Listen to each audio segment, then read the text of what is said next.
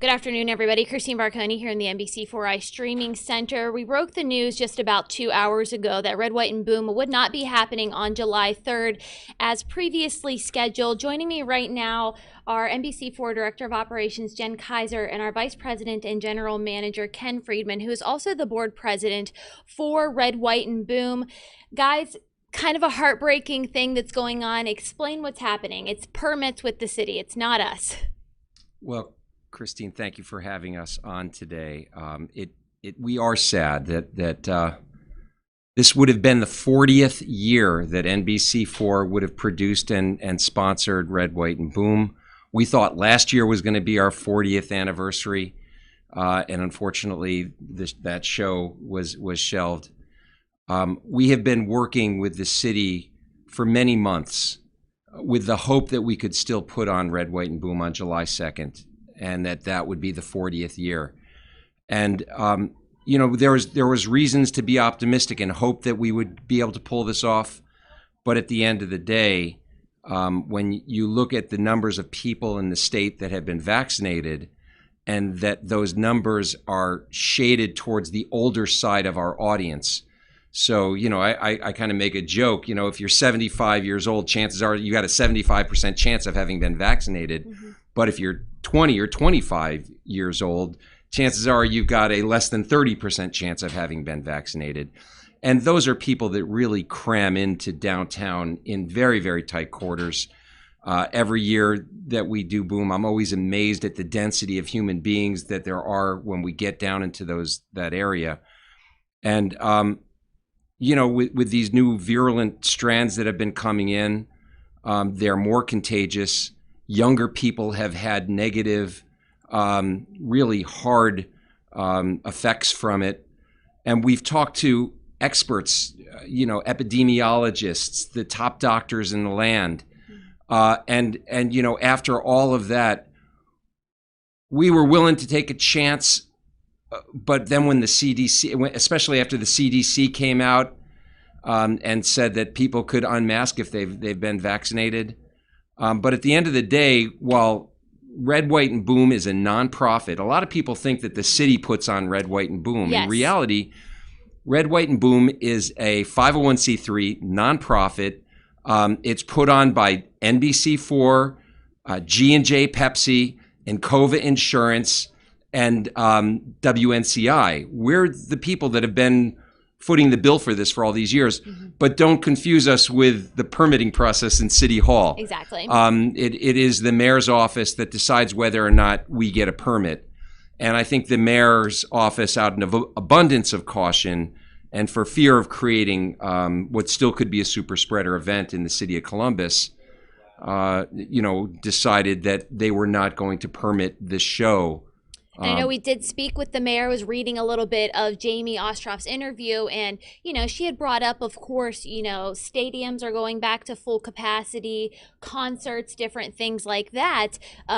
However, Red, White, and Boom is 400,000 people. There is nothing like it. And Jen Kaiser, you're the best one to know about this because logistically, this is you. And can you talk about the scale of Red, White, and Boom? And not only the people scale, but also the impact on the city as far as the economy goes as well.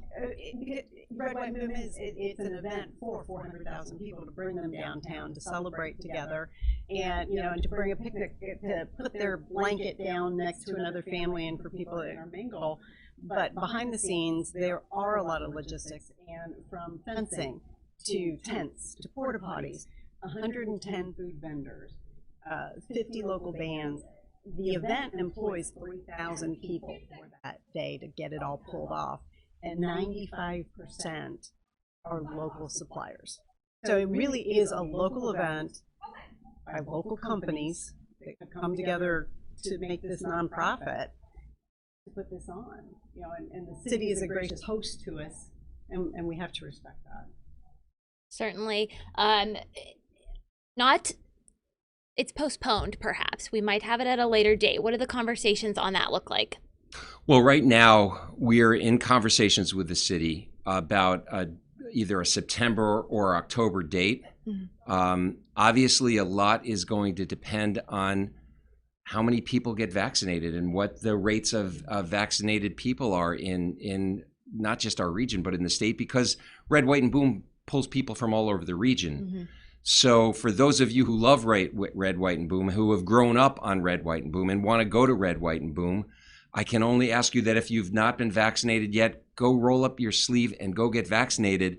Not only could you be involved in Vax-A-Million, where you could win $1 million, or if you're under 18 years of age, you could win a full scholarship to college. But you can help Red, White, and Boom go on this year, albeit it won't be adjacent to the 4th of July when we celebrate our country and celebrate our military, people who have served before with Ford Oval of Honor. But this can still come off, but it can only come off if the city and the health commissioners are confident that we're not going to be a super spreader event. So go out there and get a shot, get vaccinated, and help us have a great celebration, albeit in the fall. And we should note all of us are close together and we are unmasked. However, we are all three of us are fully vaccinated. That's something that we should note. And Ken, you talked about if we do have this in the fall, celebrating our freedoms, on Independence Day and our veterans and all that. Perhaps that's something we should be celebrating not only in July but all year. So if we do get to pull this off in the fall, it'll be nice to not only celebrate those men and women and our freedoms in July, but perhaps in September.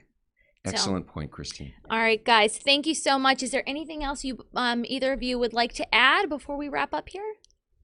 Well, I just want to repeat, if you've not been vaccinated, get vaccinated, and then go sign up, go to NBC4i.com and go to the Vax-A-Million site yes. and get your chance to win $1 million.